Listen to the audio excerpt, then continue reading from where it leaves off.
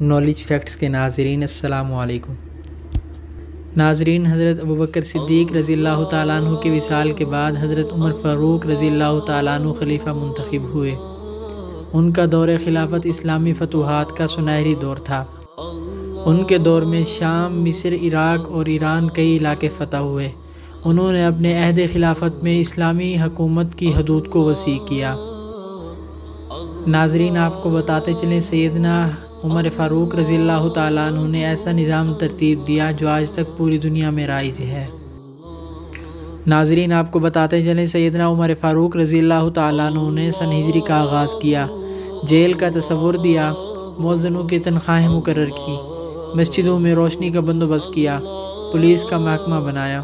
دنیا میں پہلی بار دودھ پیتے بچوں، معذوروں، بیواؤں اور بے آسروں کے وظیفے مقرر کیے اور بے انصافی کرنے والے ججوں کو سزا دینے کا سلسلہ بھی شروع کیا، اور دنیا میں پہلی بار با اختیار لوگوں کا احتساب بھی شروع کیا۔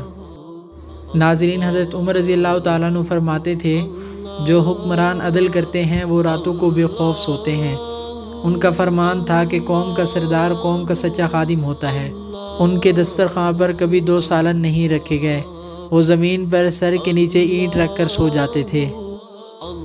ناظرین، آپ کو بتاتے چلیں ان کے کردے پر 14 پیوند تھے، اور ان پیوندوں میں ایک سرخ چمڑے کا پیوند بھی تھا۔ وہ موٹا اور کھردرا کپڑا پہنتے تھے، انہیں نرم اور باریک کپڑے بالکل پسند نہیں تھے۔ ناظرین، حضرت عمر فاروق رضی اللہ تعالیٰ عنہ جب کسی کو گورنر بناتے تھے تو اسے نصیحت فرماتے تھے، کبھی ترکی گھوڑے پر سوار نہ ہونا، باریک لباس نہ پہننا، چھنا ہوا آٹا نہ کھانا، دربان نہ رکھنا، اور کسی فریادی کے آنے پر دروازہ بند نہ کرنا۔ ناظرین، حضرت عمر فاروق رضی اللہ تعالیٰ عنہ کا یہ فکرہ آج بھی انسانی حقوق کے چارٹر کی حیثیت رکھتا ہے۔ مائیں بچوں کو آزاد پیدا کرتی ہیں، تم نے کب سے انہیں غلام بنا لیا۔ ناظرین، آپ کو بتاتے چلیں حضرت عمر فاروق رضی اللہ تعالیٰ عنہ اسلامی دنیا کے پہلے خلیفہ تھے جنہیں امیر المؤمنین کا خطاب دیا گیا۔ دنیا کے واحد حکمران تھے جو فرمایا کرتے تھے، میرے دور میں اگر فرات کے کنارے کوئی کتا بھی بھوک سے مر گیا تو اس کی سزا مجھے بھگتنا ہوگی۔ ناظرین، حضرت عمر فاروق رضی اللہ تعالیٰ عنہ نے اپنے دور خلافت میں جس خطے میں اسلام کا جھنڈا لہرایا، وہاں آج بھی اللہ اکبر کی صدائیں آتی ہیں، وہاں آج بھی لوگ اللہ تعالیٰ کے سامنے سجدہ کرتے ہیں۔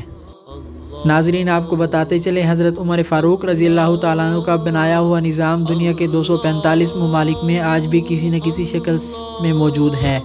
آج بھی جب کسی ڈاک خانے سے کوئی خط نکلتا ہے، پولیس کا کوئی سپاہی وردی پہنتا ہے، کوئی فوجی جوان 4 ماہ بعد چھٹی پر جاتا ہے، یا پھر حکومت کسی بچے، معذور یا بیوہ یا بے آسرا شخص کو وظیفہ دیتی ہے، تو وہ غیر ارادی طور پر حضرت عمر فاروق رضی اللہ تعالیٰ عنہ کو عظیم ترین حکمران تسلیم کرتی ہے۔ ناظرین، آپ کو بتاتے چلیں حضرت عمر فاروق رضی اللہ تعالیٰ عنہ کے بارے میں مشرکین بھی اعتراف کرتے ہیں کہ اگر اسلام میں ایک عمر اور ہوتا تو آج دنیا بھر میں صرف دین اسلام ہی نافذ ہوتا۔